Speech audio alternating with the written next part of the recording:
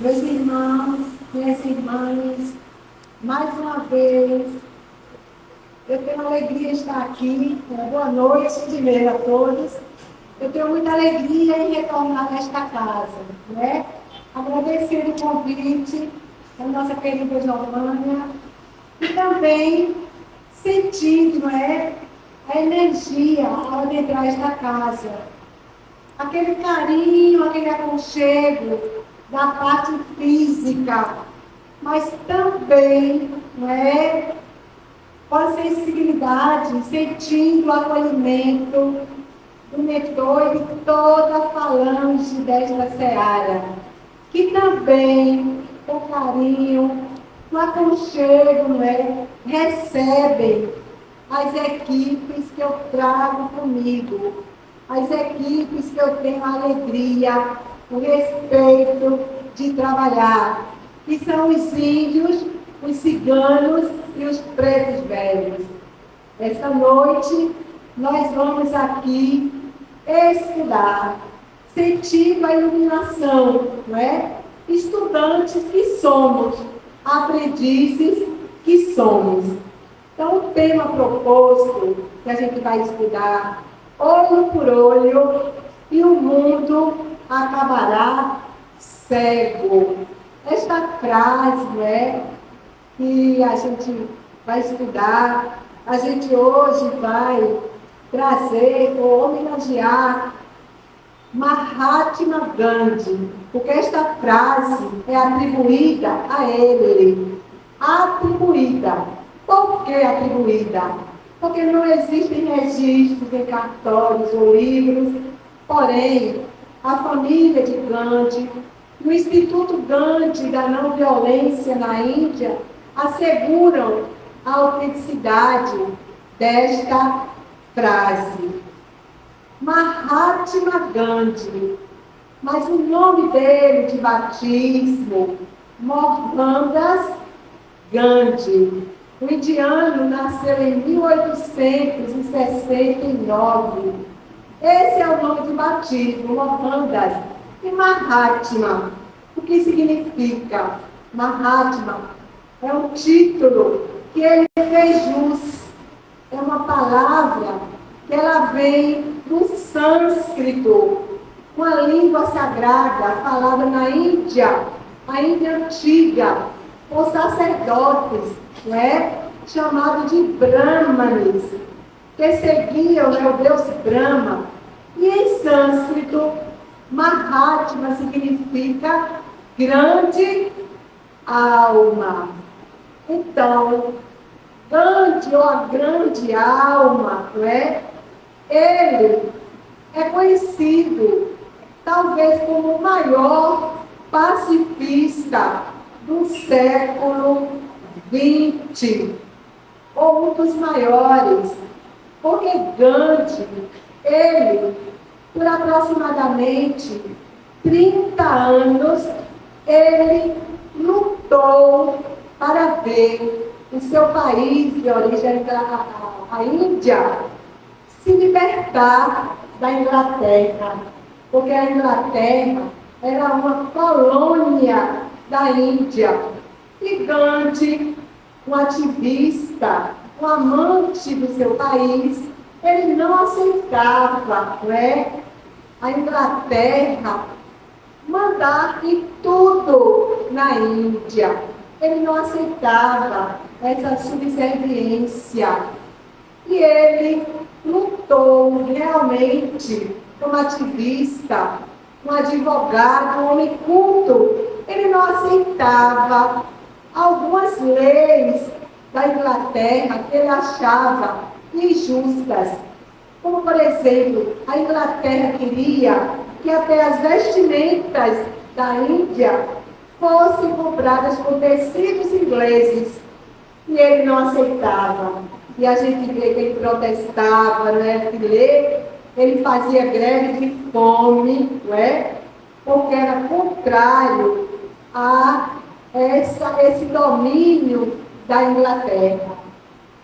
Só que Gandhi, durante esses quase 30 anos que o seu país era colonizado, ele lutou sem derramar uma gota de sangue, porque ele era a favor da cultura de paz, da pacificidade.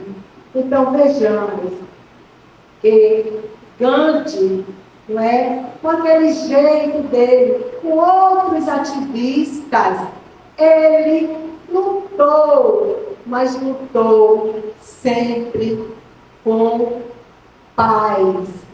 Gandhi, depois de muitos anos, em 1947, ele consegue, não é, o seu sonho, a sua vitória, de ver o seu país, a Inglaterra, a Índia, ele vê o seu país, a Inglaterra reconhecer a Índia como um país independente.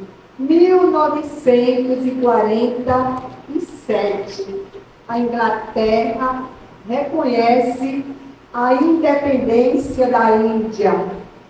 Em 1948, um ano após, Mahatma Gandhi, a grande alma, foi assassinado em praça pública, a queima-roupa. Viu seu país liberto. Ele viu que valeu a pena lutar, não é?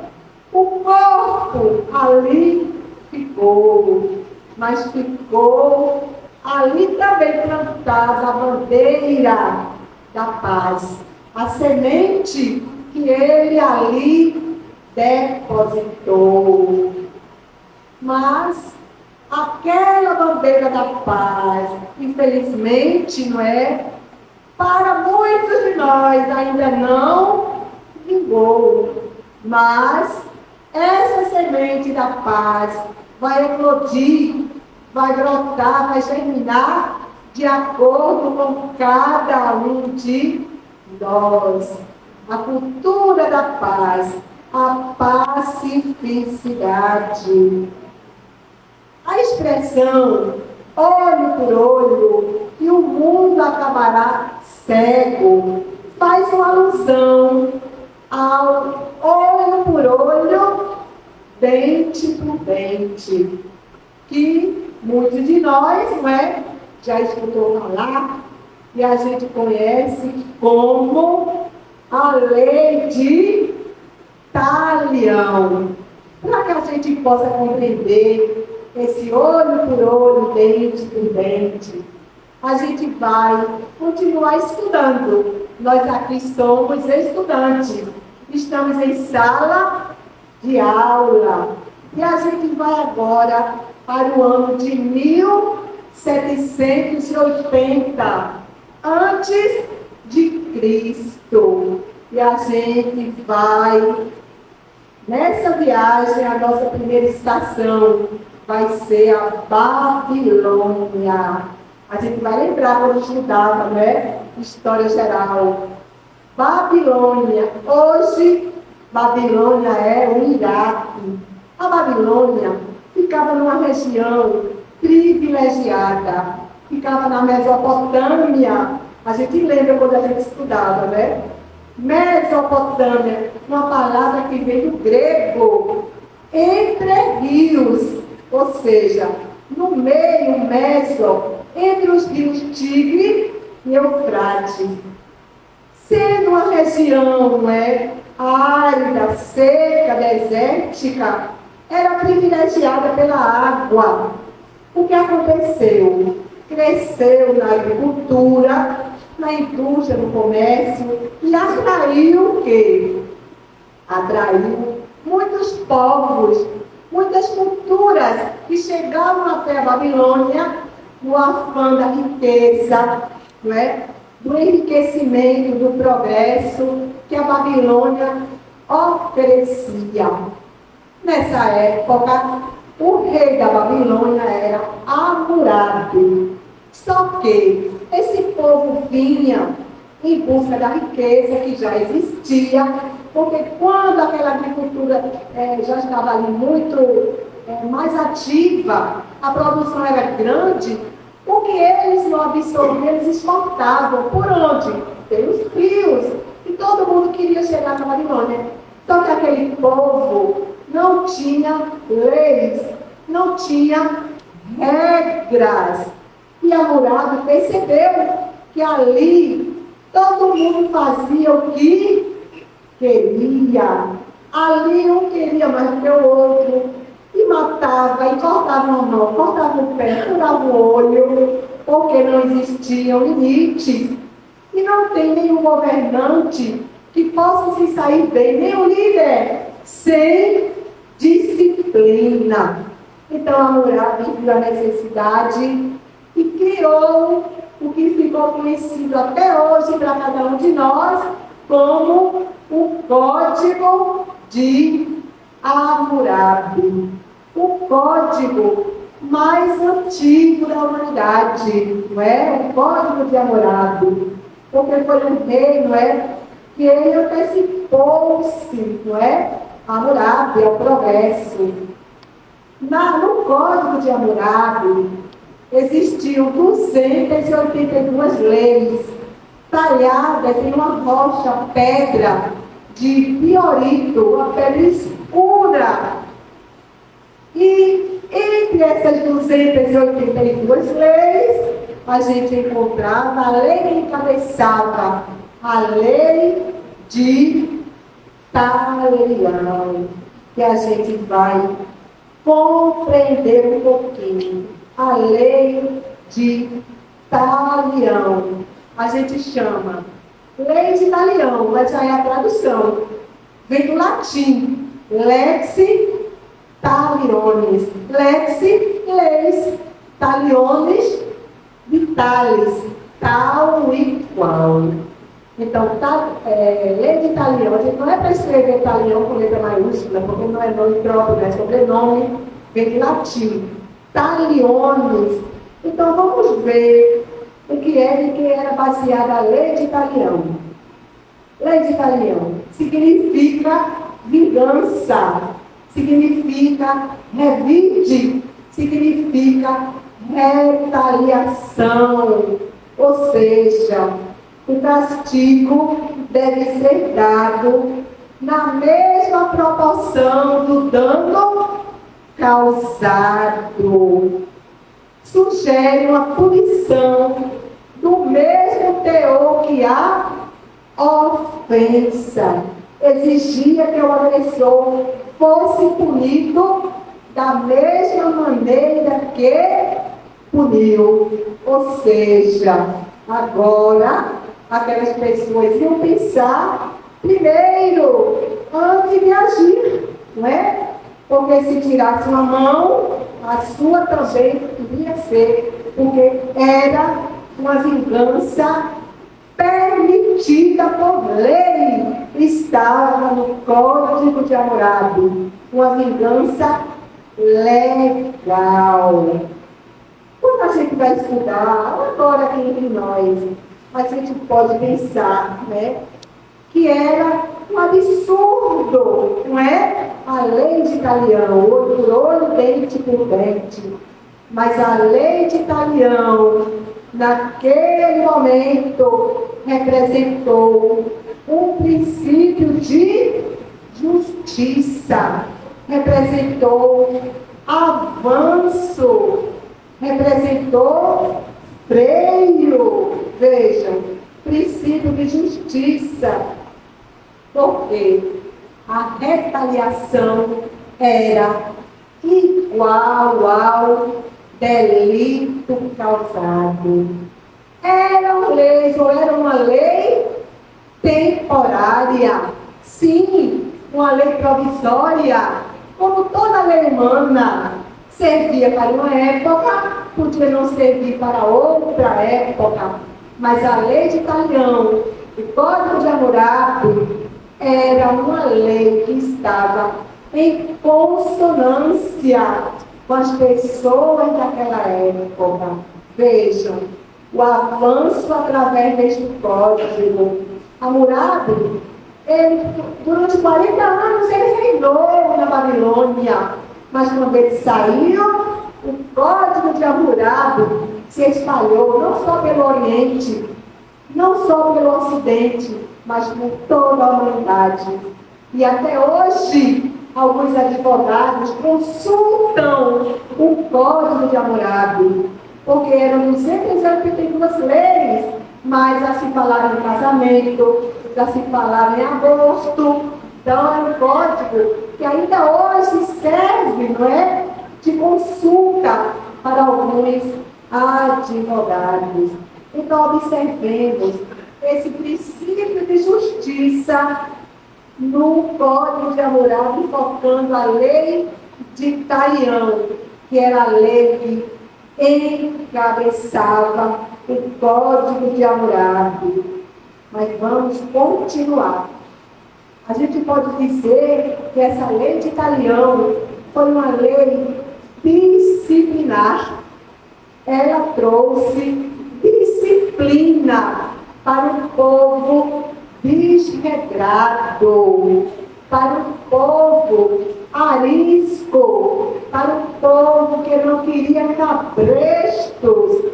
Isso na época de Hammurabi. Pessoas ariscas.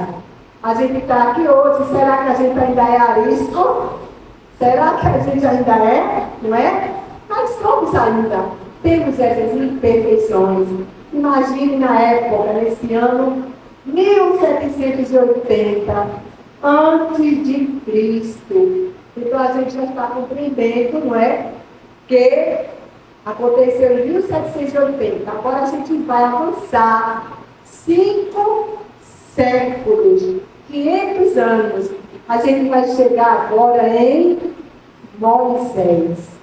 Moisés, o grande promulgador, o grande legislador, o grande profeta Moisés. Vamos compreender. Moisés, ele foi escolhido, não é, por Deus. Ele foi escolhido por Deus para libertar o povo hebreu que vivia no Egito como escravo há 400 anos, 4 séculos. Aquele povo era escravizado. A gente lembra das séries, né? Quando a gente vai ver aquelas séries, a gente traz muitos ensinamentos naquelas séries. Então, aquele povo era escravizado. Mas Moisés lutou para libertar aquele povo hebreu. Mas o faraó não queria libertar. Lógico, não é? Não pagava nada, era só a mão de obra. Só que na época o faraó era Ramsés. E Ramsés não queria libertar os hebreus. Só que começaram a chegar as pragas. Vocês lembram das pragas? Eram muitas pragas que chegaram no Egito. E eles, aquele povo, começou a sentir medo desse Deus, que eles chamavam Deus sem rosto, mas um Deus que agia. E uma dessas pragas, o próprio filho do faraó, ele morreu, desencarnou. Daí o faraó concede, não é, a libertação dos hebreus. Uma libertação que trouxe muita responsabilidade para Moisés, porque era um povo arisco também, desobediente também, escravo há 4 séculos. Daí não queria o que mais? Não queria de novo os grilhões, não queria as correntes. E era um povo desobediente. Desobediente. Eles saíram, né, os hebreus, lá do Egito, para irem à terra prometida, Canaã, a terra que vertia leite e mel. Mas teve dificuldade, e eles começaram a reclamar de Deus, né?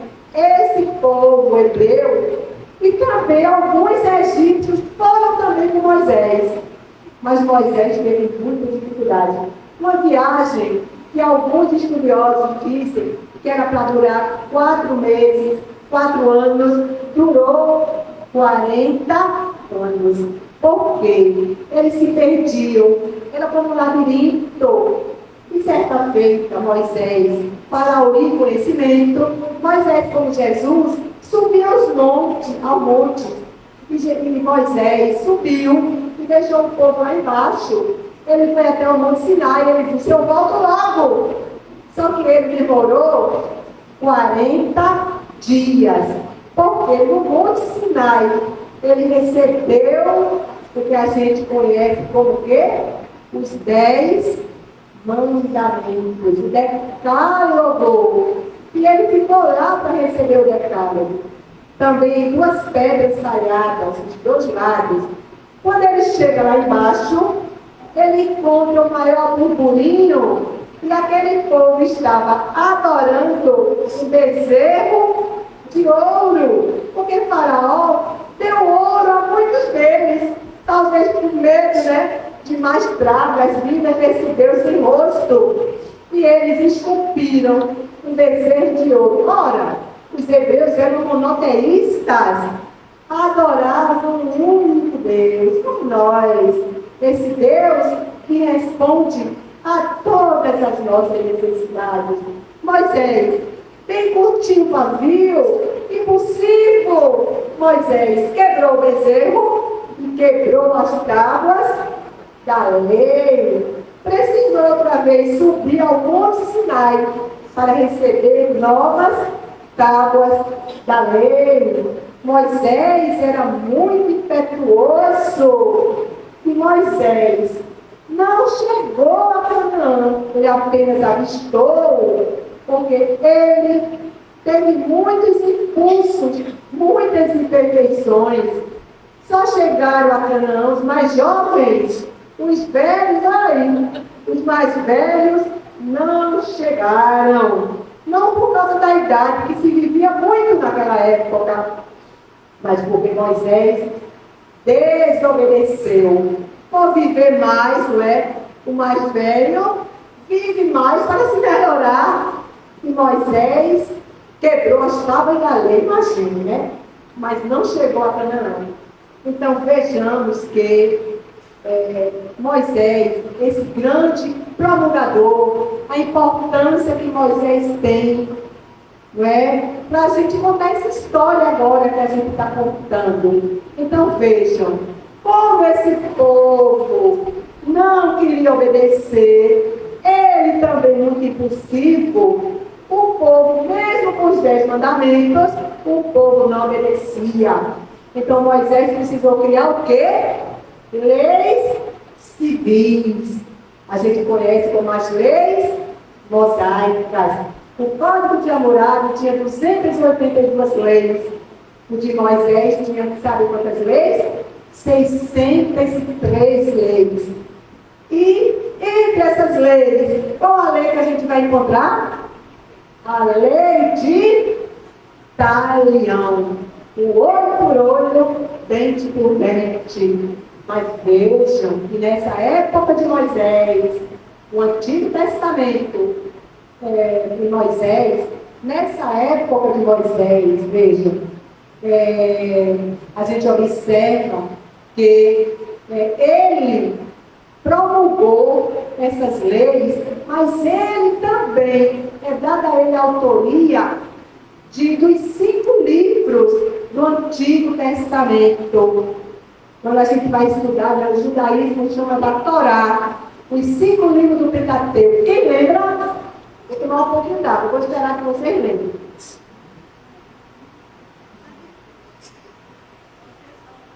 É o quê? Ela disse que faltou aula de história. Os 5 livros do Antigo Testamento: Gênesis, Êxodo, qual mais? Levítico, Números e Deuteronômio. Esses 5 livros dado a ele a autoria desses 5 livros, desse grande promulgador, desse médium Moisés. Porque ele se comunicava, ele falava com Deus. Então vejamos que nesses 5 livros, a gente quando vai estudar, todo esse código de Moisés, as leis mosaicas, a gente vai encontrar nesses livros, nos 5 livros. Mas veja o que é que tem Êxodo. Êxodo é o livro que fala justamente da saída dos hebreus do Egito rumo à terra prometida. E esse Êxodo diz: então darás vida por vida, olho por olho, dente por dente, mão por mão, pé por pé, golpe por golpe. Veja, na época de Moisés, a lei de Italião ainda era o quê? Necessária. Necessária. Eram leis transitórias, sim, do mesmo jeito que a gente tinha morado. Leis que serviam para aquela época também, mas que necessariamente não serviriam para outra época. Vocês estão entendendo? Eu fui buscar a história lá atrás, mas vamos ver agora. Lei de Italião, a gente vai avançar agora mais 4 séculos. A gente vai avançar mais 400 anos. Lei de Italião e a conduta cristã. A gente agora está entrando aonde? Na nova era. A gente está entrando no cristianismo. A gente agora vai falar em Jesus. A gente colocou conduta cristã. O que é conduta? Conduta é comportamento. Qual a conduta do Cristo em relação ao olho por olho, dente por dente? A gente vai agora falar um pouco, sendo auxiliado pelo Evangelho segundo o Espiritismo, capítulo de número 12. Se alguém bate na face direita, apresentai ainda a outra. Vamos entender a conduta cristã. Item 7. Tendes aprendido, é a fala do Cristo, tendes aprendido o que vos foi dito, olho por olho, dente por dente. Eu, porém, vos digo, não vos enganeis. Se alguém bater na face direita, oferecer ainda a outra.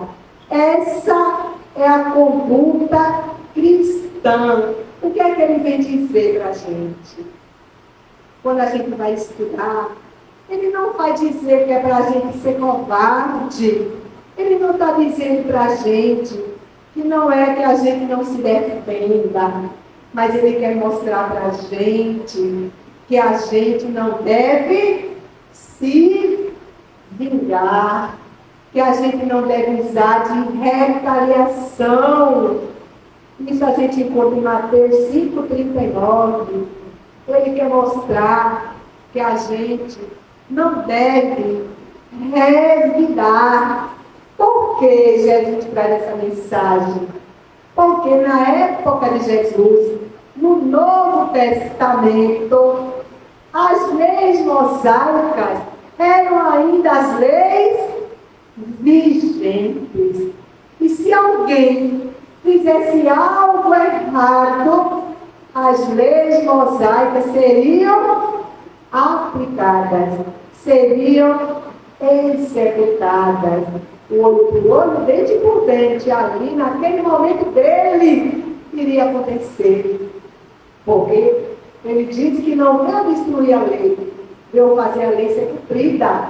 Mas ele veio mostrar para aquelas pessoas da época, para cada um de nós, que a gente certamente estava lá, porque nós somos o quê? Espíritos o quê? Reencarnantes. Ele veio mostrar o quê? Para aquele povo, não é? Que se desse causa, a lei seria colocada em prática. O olho por olho, dente por dente. Então ele veio mostrar para a gente que rompesse esse ciclo Porque vejam, quando a gente recebe uma ofensa, a gente revida, e esse ciclo vai fazendo o quê? Vai se perpetuando aquela raiva, aquele ódio, e ele veio mostrar que era ideal interromper esse ciclo de revide, esse ciclo de vingança, para que essa lei não fosse colocada em prática. Mas a gente estudando, a gente vê o orgulhoso. O que é que o orgulhoso vai pensar? Vai dizer o quê? Você foi ofendido e você não vai revidar, não é? Vai chamar aquela pessoa de covarde. Jesus veio mostrar o quê? Veio mostrar o contrário. Que você não revidar, que você perdoar, que você não se vingar, não é um ato de covardia, é um ato de coragem. Só os corajosos perdoam, os covardes não conseguem perdoar. Porque perdão é uma atitude, é uma decisão de espíritos com maior elevação moral. Quanto mais nós nos elevarmos, nós vamos angariando virtudes. E quanto menos a gente perdoar, quanto menos a gente não tirar do coração o ódio, sentimentos pequenos, mostra que somos também ainda muito inferiorizados. Então Jesus manda ou sugere que a gente retribua o mal que a gente recebeu, a gente retribua com o bem. É assim que ele nos ensina, restituir o mal que recebeu pelo bem. O bem que eu posso fazer, mas o bem que eu quero fazer, não é? Porque às vezes eu não faço o bem que eu podia fazer. E a gente vai encontrar, inclusive, em outro livro da codificação, Céu e Inferno, a gente vai estudar, esqueci o nome agora. Código Penal. A minha filha me ajuda muito, porque eu estudo em casa em voz alta, ela escuta. Código Penal da Vida Futura. Tem lá um item que diz: o bem que poderias fazer, mas não fizestes, é o mal que estás a fazer. Ou seja, fazer o bem que eu posso e que eu quero fazer. Então vejam a mensagem de Jesus. O mestre, ele veio ensinar que o homem deve aceitar com humildade tudo que lhe rebaixar o orgulho. Vejam, tudo que me rebaixar o orgulho, eu devo aceitar. Ou seja, o que é que me rebaixa o orgulho? Quando eu perdoo, quando eu tiro mágoa do coração, quando eu não odeio ninguém, quando eu não me revolto, quando eu não tenho rancor, quando eu não tenho ressentimento, eu estou o quê? Eu estou me elevando. Quando eu acho que eu estou me rebaixando em perdoar, em tirar o ódio, mas eu estou me elevando espiritualmente. Eu estou crescendo, eu estou progredindo, eu estou subindo os degraus, né? A escala evolutiva. Então, vejamos. A gente observa, né? Que é melhor a gente ser ferido do que ferir. É melhor a gente ser enganado do que enganar. Ser injustiçado do que injustiçar. A gente lembra da oração de São Francisco, não é? É a lição de Jesus. É perdoar. É o perdão, não é? O perdão em todas as situações da nossa vida. Mas vamos ver Gandhi e Jesus. Alguém alguém de vocês, ou algum de vocês aqui, já escutou falar da palavra Ahimsa? Alguém já escutou falar essa palavra? Ahimsa. Ahimsa. Ahimsa. É uma palavra também que vem do sânscrito. Significa para a gente não violência. Não violência. Ou seja, vamos observar. Ahimsa, essa não violência, veja a explicação. Significa ausência do desejo de ferir, ausência do desejo de matar. A gente tem isso dentro da gente? Vamos interagir, minha irmã? O que você acha? A ausência do desejo de ferir. A gente tem, hein, Giovanni? A ausência do desejo de ferir. Ausência. A gente tem, ela fez assim com a cabeça. Tem, você já tem a ausência do desejo de ferir. Então, viva a ausência do desejo de magoar, a ausência do desejo de ofender, a ausência do desejo de apontar o dedo. Então, ela é a primeira, ela diz que tem ausência dentro dela. Então, ela já alcançou a ahimsa. É esse desejo de não ofender, de não magoar, de não apontar o dedo, não é? De não injuriar o irmão. Enfim, é esse desejo que eu ainda não tenho. Eu acredito que a maioria também não. A gente pode se trabalhar, começar hoje, mas a gente ainda não tem. Então vamos observar. Gandhi, vejam, o pacifista Gandhi, ele se encantou por essa não violência espelhada em quem? Vocês sabem? Espelhado em Jesus. Gandhi, o hinduísta, o hindu, se espelhou na pacificidade de Jesus. Gandhi, muitas frases que ele tem, que ele cita Jesus. Ele diz que se desaparecesse todas as escrituras sacras e ficasse apenas o sermão da montanha, nada havia sido perdido. Gandhi se espelhou no nosso mestre, no nosso modelo e guia, porque para seguir Jesus não precisa ter religião nenhuma. Precisa imitar, seguir Jesus.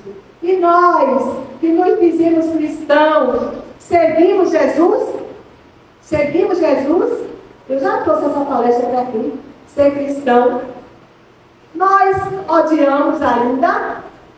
Nós perdoamos? Não. Nós odiamos?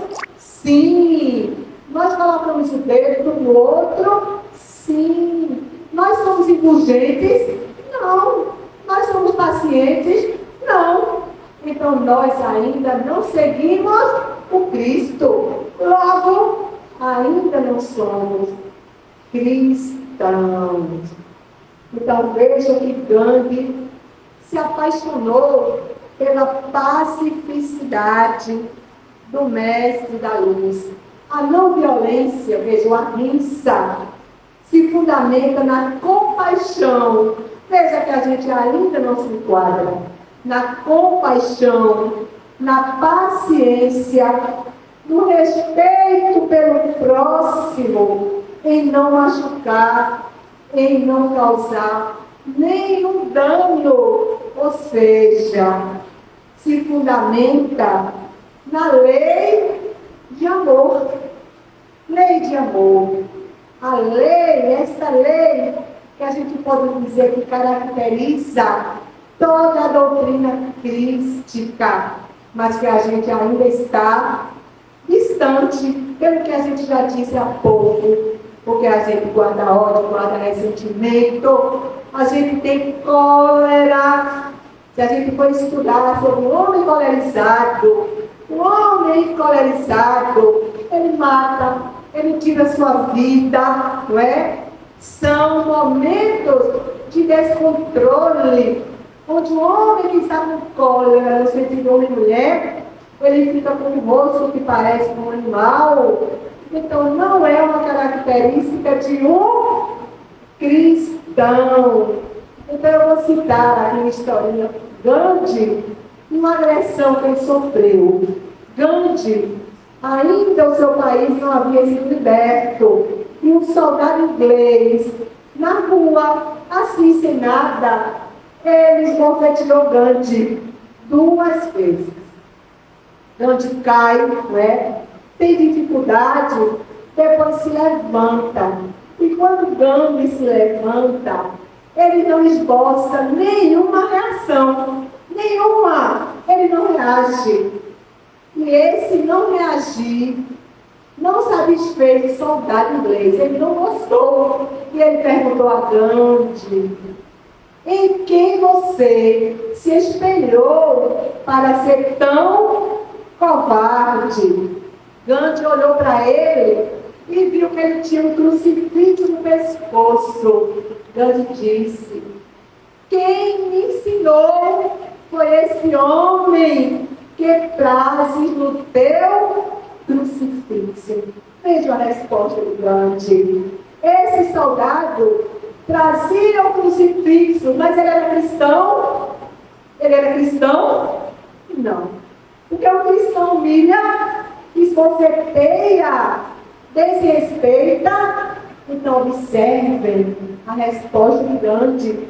Ele era muito testado, não é? Como o nosso modelo guia.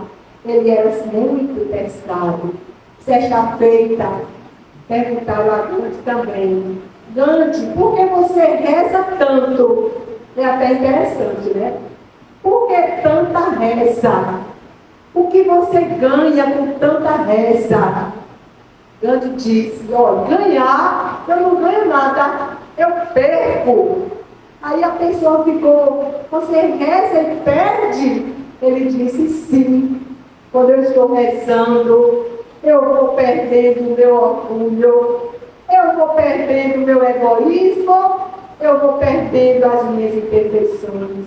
Veja, Gandhi, que se espelhou em Jesus e já tinha alcançado a missa, mas ele sabia que ainda faltava muita coisa. Então, a partir do momento que ele diz que estava orando, ele tinha a oportunidade de perder as imperfeições. Perguntaram a ele também,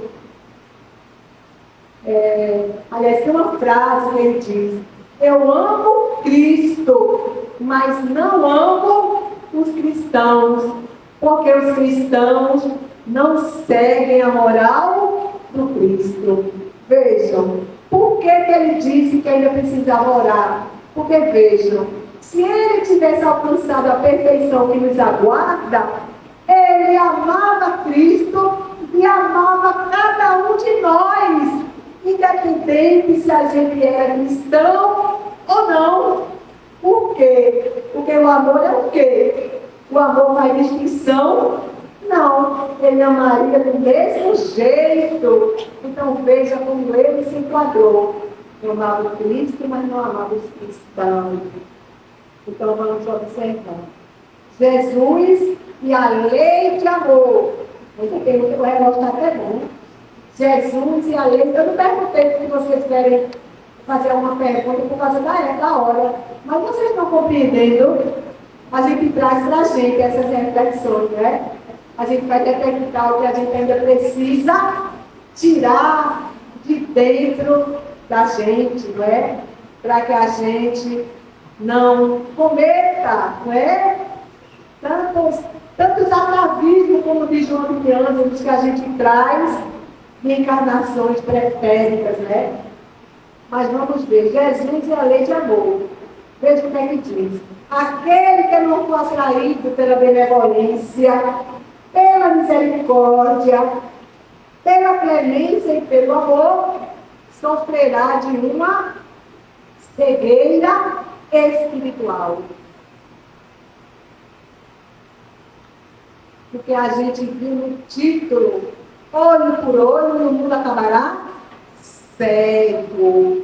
Se a gente quiser continuar no ódio, na falta de perdão, se a gente quiser continuar levando rancor para o coração, se a gente quiser continuar levando esses lixos, a gente vai sofrer de uma cegueira moral.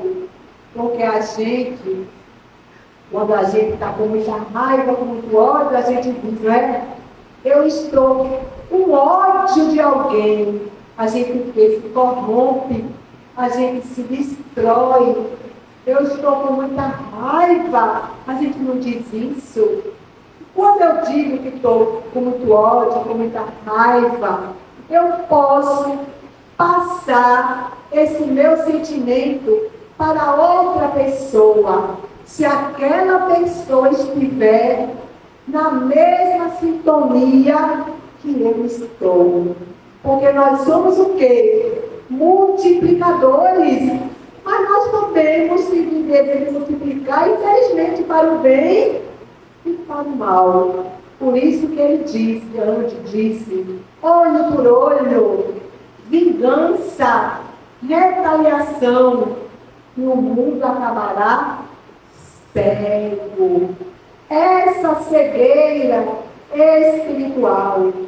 Daí Jesus, que Gandhi imitou, Jesus fala da importância, não é, da não violência. A importância em nossas vidas para que a gente não queira se vingar. Quando a gente vai estudar a vingança, é no mesmo capítulo de número 12, amai os vossos inimigos. E os Espíritos dizem que a vingança são resquícios de tempos de barbárie. Resquícios, ou seja, não era para existir mais. E a gente, quando for evoluindo, os Espíritos mostram que essa palavra vingança não existirá mais no dicionário. Porque o que é o olho por olho? O que é a vingança? Senão a falta de perdão. Se a gente perdoasse, não iria ter vingança, não iria ter retaliação. Jesus sugere perdão em qualquer situação. Ele manda que a gente se reconcilie com o nosso adversário, para que a gente não vá, como a gente viu há pouco, aumentando esse ciclo. Ele sugere que a gente perdoe, porque o perdão é refrigério, o perdão é saúde. Quando a gente perdoa, a gente sente saúde, tem saúde, porque quando a gente leva os lixos no coração, a gente adoece. Por falta de perdão, a gente não se liberta, a gente adoece, a gente fica com o quê? Com dor de estômago, a gente ganha gastrite, úlcera e até doenças piores pela falta de perdão. Então vejam que depende de nós, né? Da nossa mudança, para que esse nosso mundo não fique cego, se corrompa pelo ódio, pelo sentimento de vingança.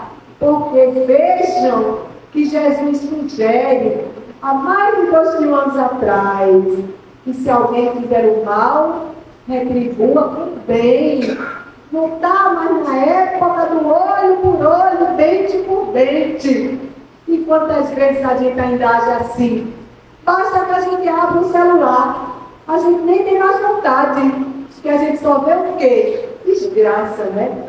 A gente só vê isso. Falta de amor, falta de cumprimento da lei de justiça, de amor e de caridade.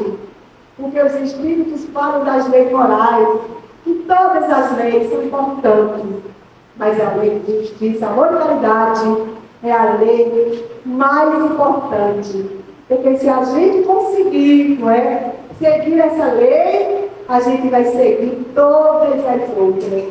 A gente vai seguir a lei de sociedade, a lei do trabalho, a gente vai seguir as demais, a lei de adoração, a lei de conservação, porque a gente já está aprendendo a amar. Então, vingar-se é contrário à prescrição de Cristo. Mais uma vez, a gente diz que é cristão, mas veja, a gente não perdoa. Vingar-se é contrário à lei, vingar-se é contrário à prescrição de Cristo. Perdoai aos vossos inimigos. Quantas vezes a gente não perdoa nem o amigo? A gente diz que é amigo, mas se não fizer aquilo que a gente quer, se der uma resposta que a gente não gostou, a gente já disse que deixou de ser amigo, já tira do zap, não é? Já tira, como é que os jovens dizem, cancela, não é? Imagine perdoar os inimigos. Mas ele diz que perdoar os amigos não tem mérito. O mérito é perdoar aquele que nos ofende, que nos calunia, que nos injuria. O mérito é perdoar os inimigos. O Espírito, veja, o Espírito Jules Olivier, Paris, 1862, no capítulo 12, na vingança também, ele diz: quem não perdoa, não somente não é espírita, como também não é cristão. Porque a nossa doutrina, ela é autenticamente cristã. Ela é 100% cristã, genuinamente cristã.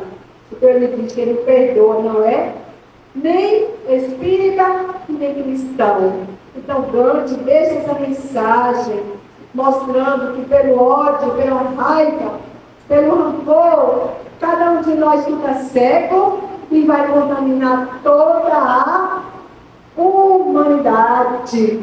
Então que a gente queira se melhorar, que a gente comece hoje, porque a gente tem aqui momentos de reflexão, para que a gente possa, não é, deixar a nossa humanidade de olhos abertos e não cegos pelo egoísmo, pela falta de amor.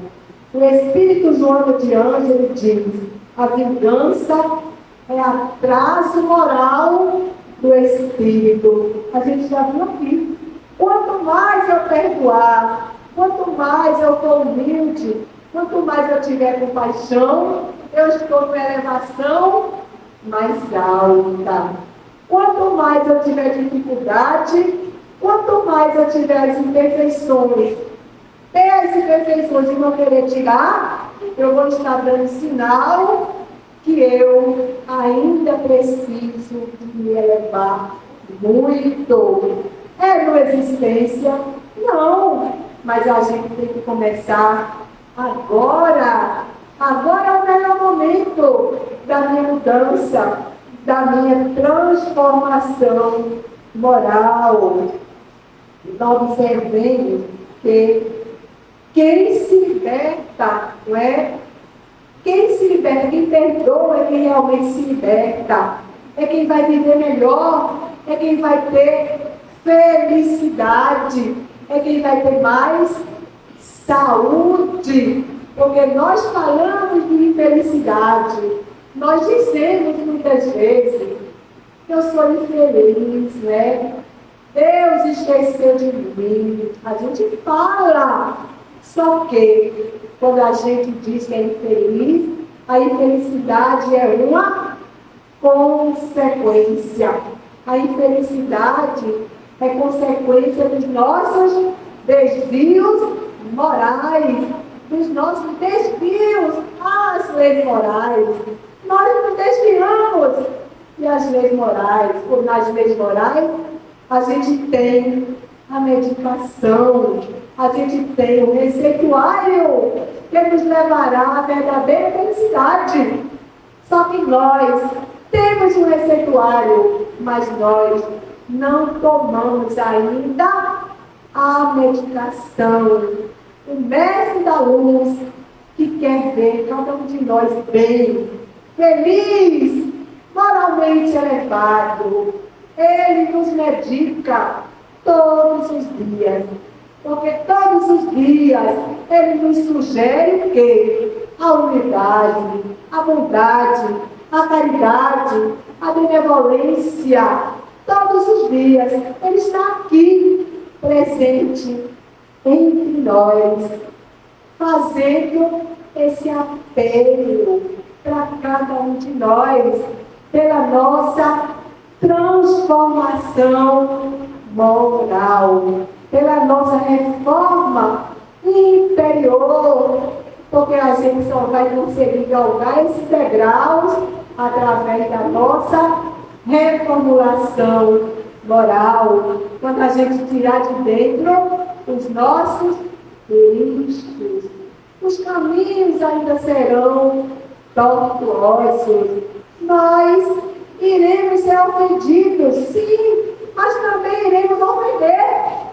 Nós iremos ser magoados, mas também iremos magoar.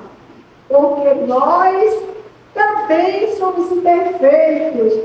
Normalmente a imperfeição tem uma ponte no outro, eu também tenho. Mas nesses nossos momentos de desalinho, de desequilíbrio, nesses momentos quando a gente carece de um abraço, de um colo, Jesus está ao nosso lado, nos colocando nos braços, qual pegadas na areia, porque Ele é luz, Ele é misericórdia, Ele é caridade, Ele é compaixão, Ele é benevolência, Ele é puro amor. E lembremos que ainda, se houver noite traiçoeira, se a cruz pesada for, Cristo estará comigo e estará com cada um de nós. Porque o mundo pode até me fazer chorar, fazer cada um de nós chorar. Mas Deus nos quer servir. Meus irmãos, minhas irmãs, muita paz, gratidão. E que levemos essa mensagem do Mestre e certamente seremos felizes. Que Deus nos proteja hoje e sempre.